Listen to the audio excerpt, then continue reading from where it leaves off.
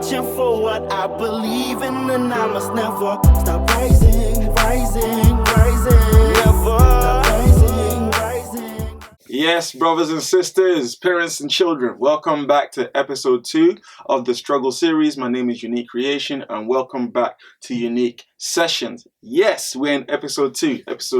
If you haven't seen episode 1, please go and check it out. But if you have, then welcome to episode 2. So let's get it cracking. The next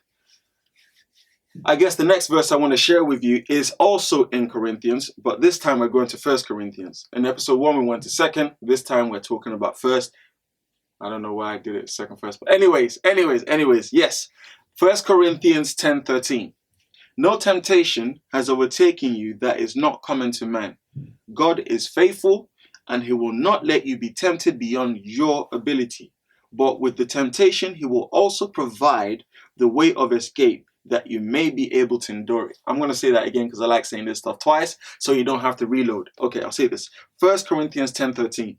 No temptation has overtaken you that is not common to man. God is faithful, and he will not let you be tempted beyond your ability, but with the temptation, he will also provide the way of escape that you may be able to endure it. This one is a big one for me. It's a big one for many people, but it's so easy to overlook. It can be, sometimes I read the word and I just go over lines, but there's certain lines that catch me every time I read it. Whether it dealt with an issue in the past, whether it's something that's dealing with an issue in the present, or it's just something that helps me reminisce, or maybe it's a word for someone else. But it always catches me because honestly, these lines honestly deals with something in everybody. Everyone has, well, not everyone. Some people have addictions. Some people have vices. I have a vice, I'll be honest. In the past month, I had a few friends accuse me of having one of the 7 deadly sins, which is gluttony. I don't think I'm a glutton. I just think I love food. But they said I have gluttony issues, so it's something I'm thinking about. But anyways, back to this. Some people have vices. Some people have bad habits. And I don't know, certain situations will mess us up if they cater to those addictions, vices, or bad habits. Certain situations, even if you're fine, you're going along your way, everything is cool. Maybe you had there's some people who are recovering drug addicts. Maybe they've been clean for a long time and then they accidentally enter a place where people are using it. It could trigger something in them and have them sliding backwards fast, and they could be stuck in it longer, and the habit could be even worse. So this one is saying, no temptation has overtaken you that is not common to man. So the first one is saying that whatever struggle, whatever hardships you're going through regarding temptations, vices, and bad habits, is nothing new. The people that were before you and passed away dealt with these things. The people that are in your current generation are alive right now dealing with these things. And even after we pass away in the future, there'll be people dealing with the same things. So there is no temptation has overtaken you that is not common to man. So whatever you're dealing with right now, whatever you're struggling with, there is nothing new. You're not the only person. And I'm just saying this because it's so easy to think that you are the only person dealing with it. I used to walk into a church when I was a teenager and think I was the worst person there, the worst Christian there, until one day there was this girl that stood up a few chairs behind me and she said the exact same thing I'm always thinking, which is sometimes I think I'm the lowest Christian here. I'm like, what? You are not alone. Trust me, you're not alone. Some thoughts you think, some dark thoughts, some low self-esteem thoughts you think about yourself and whatever vice, addiction, bad habit, or struggle you're dealing with, you're not alone. And there's many people around you, even those people that bring that swag to church, all that nice new dress and all those expensive Polo Loco, whatever they call it, shirts. Trust me, everyone's dealing with something. The rapper may look good. And when I say the rapper, I'm not talking about me, the rapper. I'm taking the rapper, the clothes they wear may look good, but inside, the food may not taste very well. Everyone is dealing with something. No one is perfect. And then it goes to say, and he will not let you be tempted beyond your ability. God will not let you be tempted beyond your ability. It says it right here. Right here, he will not let you be tempted beyond your ability. And then it goes on to say, but with temptation, he will also provide the way of escape that you may be able to endure. So when you think there's no way out, you're stuck, you're in trouble, trust me, he will always create a way of escape. Now, this is where people fall. This is where people fall. There is always a way of escape. But let me ask you a few questions. When you face temptation, when you face your bad habits, when you face your vices, do you use the escape route provided? Do you use it? Now, I know a few guys out there maybe slept with a girl and they're thinking, what have I done? Real talk, let's be honest now. Even if you didn't plan to and you're in her house, unless you locked the door and swallowed the key, I'm sure you can walk out. It's not always easy, but you can walk out. Or them that didn't have to wake up, brush their teeth, iron their clothes, put their clothes on, which takes a while, wear their shoes, walk out the house to the girl's yard. I know it's hard, but you didn't have to go there. There's always a choice. Don't ever feel like there is no choice. Just remind yourself there is always a choice. There is always a way out. Now, there's many different scenarios, but I want to ask you, when you face a hardship, a temptation, do you use the escape route provided? Now, remember, if you're getting chased by a lion, you can run into a door and lock it so the lion doesn't get in.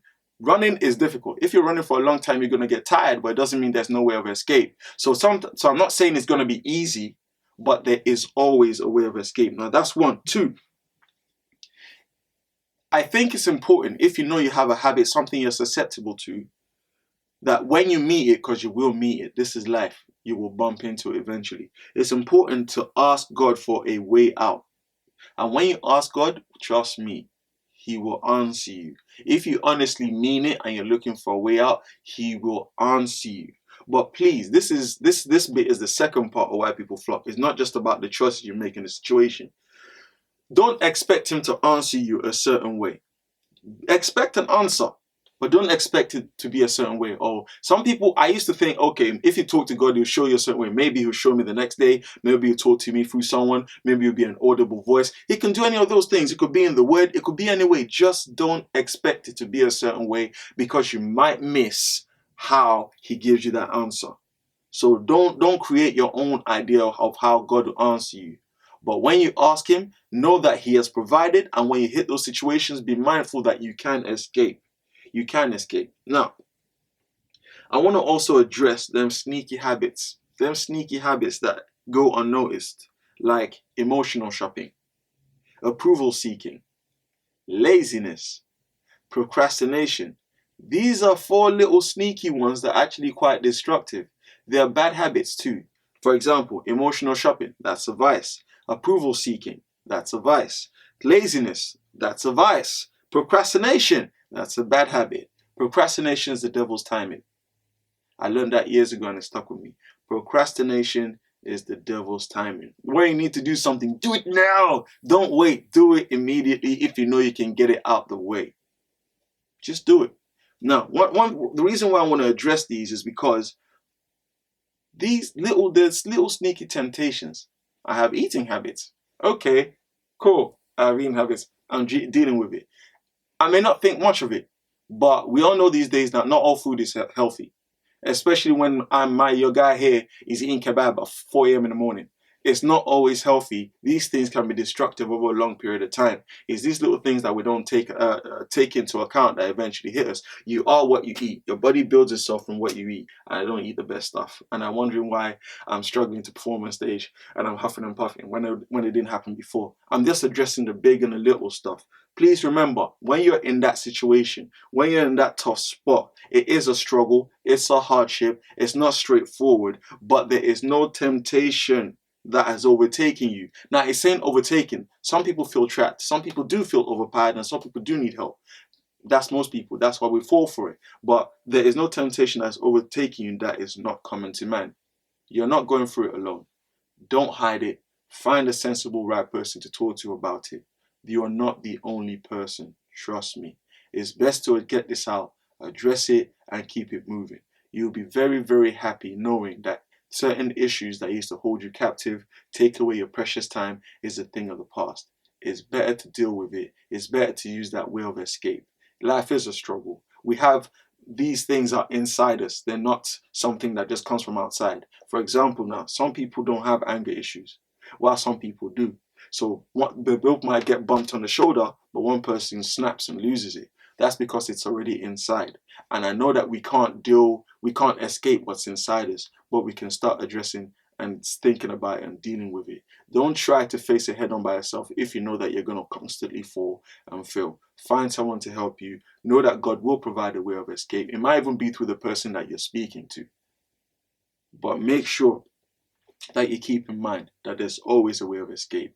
There's nothing wrong with being weak. There's nothing wrong with being imperfect, because we're all that way. That's why God gave us grace. That's why God is here. So rest assured, don't try to be perfect. Don't try to overcome. Just do what you need to do to get yourself to a better place. Hope you've enjoyed episode 2 of the Struggle series. My name is Unique Creation. See you at the next session. I must never stop rising, rising, rising. Never.